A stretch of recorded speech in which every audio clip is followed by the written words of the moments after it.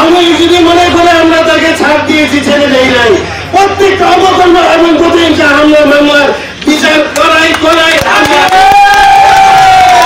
আমাদের এই মানে কি বলবো প্রাথমিক বিজয়, প্রাথমিক মানে স্বাধীনতা আমরা পেয়েছি, একটি নতুন বাংলাদেশ পেয়েছি। আপনারা জানেন এই দেশ থেকে এই স্বৈরাচার সরকার, শেখ হাসিনার সরকার তার বাংলাদেশকে নিয়ে এই সমস্ত কুলাঙ্গারদেরকে নিয়ে এই দেশে যে অরাজকতার সৃষ্টি করেছিল, ভোটের কোনো প্রয়োজন ছিল না। বাংলাবাদ এই দেশে কোনো ভোটের প্রয়োজন ছিল না, লেশ মাত্র এই দেশে ছিল না। আজকে তারই প্রতিফলন আল্লাহর তরফ থেকেই তার সেই বিচার হয়েছে।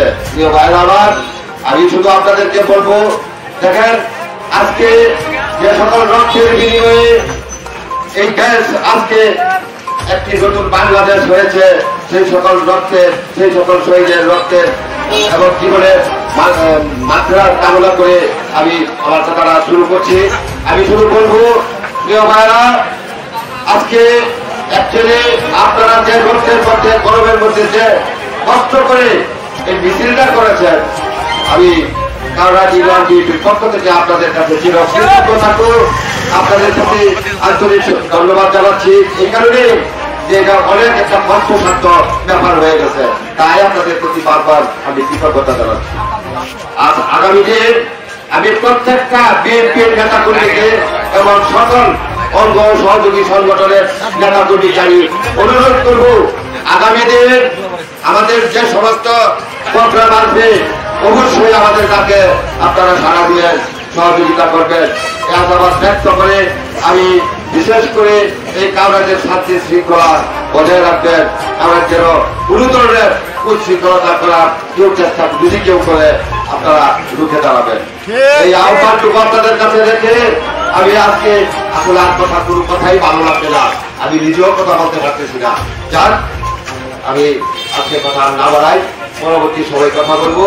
আমি সরকার সবাইকে কাউরাজ ইউনিয়ন বিএনপির পক্ষ থেকে আবারও ধন্যবাদ। আর আরেকটা কথা বলে যাই, আওয়ামী লীগের যে সমস্ত সন্ত্রাসী কর্মী রয়েছে তাদেরকে আমি স্মরণ করে দিতে চাই, সাবধান হয়ে যান। আমি সাংঘাতিক ভাবে সাবধান হয়ে যান।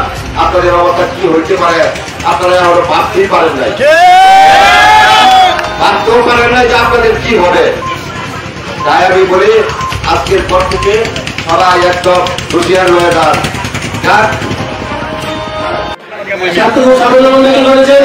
ধন্যবাদ ভাই আমার। আজকে জন্মদিন এবং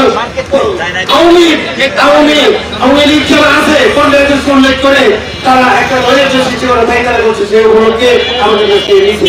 ভাইয়ের আমার, একটা জিনিস মনে রাখবেন, আমি যদি মনে করে আমরা তাকে ছাড় দিয়েছি, ছেড়ে দেই নাই, প্রত্যেকটা অবকর্ম এবং